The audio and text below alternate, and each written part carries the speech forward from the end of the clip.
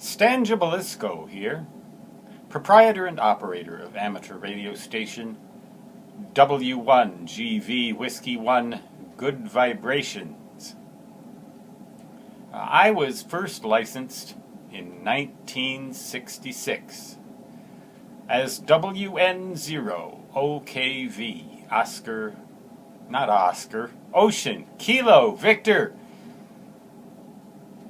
Back then, even before then, I had a shortwave radio receiver, a Hallicrafters SX130 Sierra X-ray.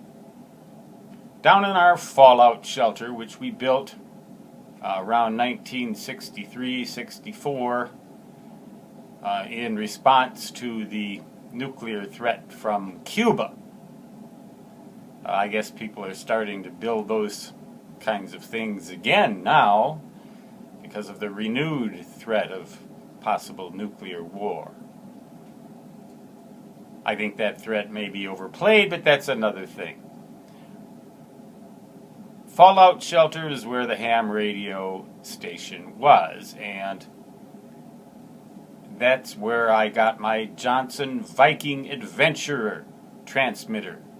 We lived in Rochester, Minnesota, and my dad drove me over to Waseca to get a Johnson Viking Adventurer transmitter.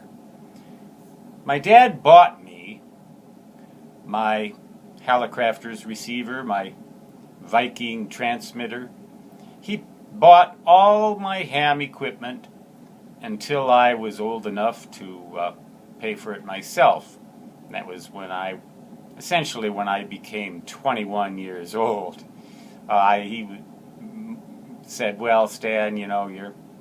But he still has given me gifts from time to time of ham radio equipment.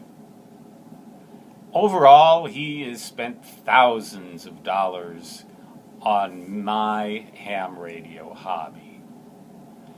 And I asked him once, why? Why did you pay for all of this stuff? He paid for a complete Drake 4-line R4A T4X. He paid for a Johnson Viking transmatch called the Matchbox. He paid for just most of my equipment, not entirely all of it, but just about all of it until I became of age, which was 21 back then, I think. 18 if you were going to be drafted, but to go to Vietnam, which I fortunately didn't have to do. But as things went, no father could possibly have been more supportive of my hobby, and I asked him, why? Why did you pay for all this?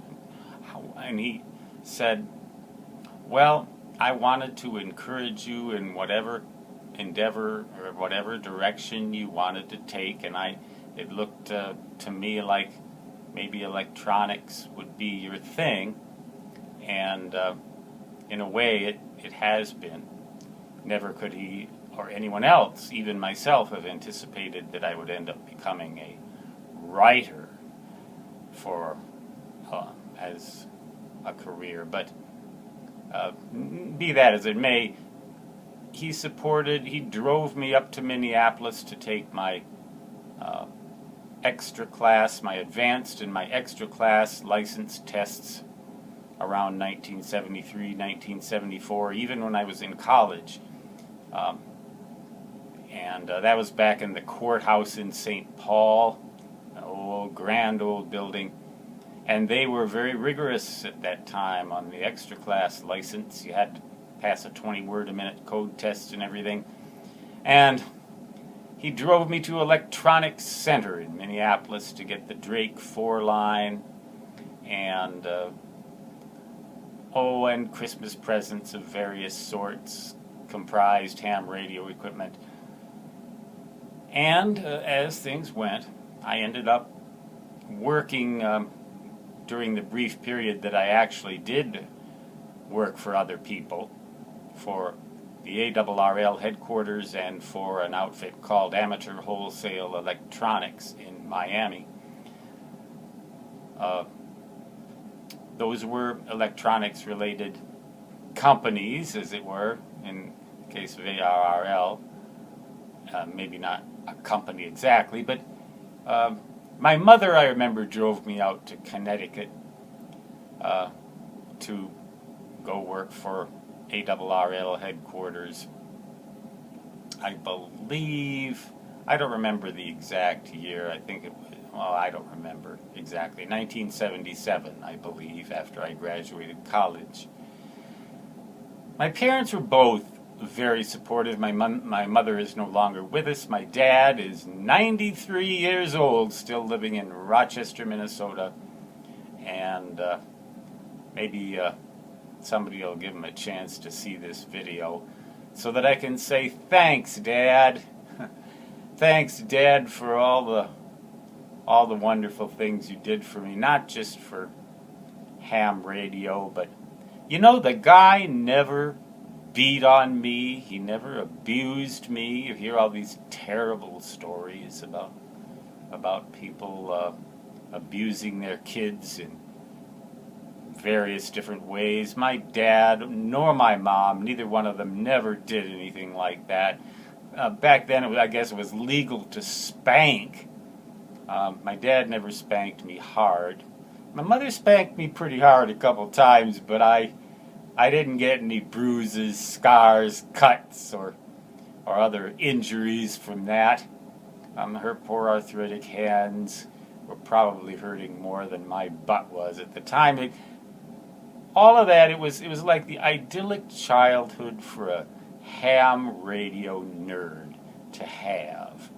And as a result, I grew into what is now a shriveled up, old-timer ham radio nerd who never really enjoyed any mode other than the CW that I originally sent when I got my novice class license in 1966 and started using crystal control with the Johnson Viking Adventurer. 50 watts input, plate power input. It's amazing what he put up with. My ham radio and all that stuff. And he seemed to take a fascination into it. In the ham radio shack in the fallout shelter, I used to give electronics-related lectures on a blackboard we had on the wall, and I'd give those to my dad. I'd give Professor Gibalisco would give lectures to Dr. Gibalisco, who was himself a professor, and he just sat there and listened to me. What a dad. What a hobby to have, ham radio.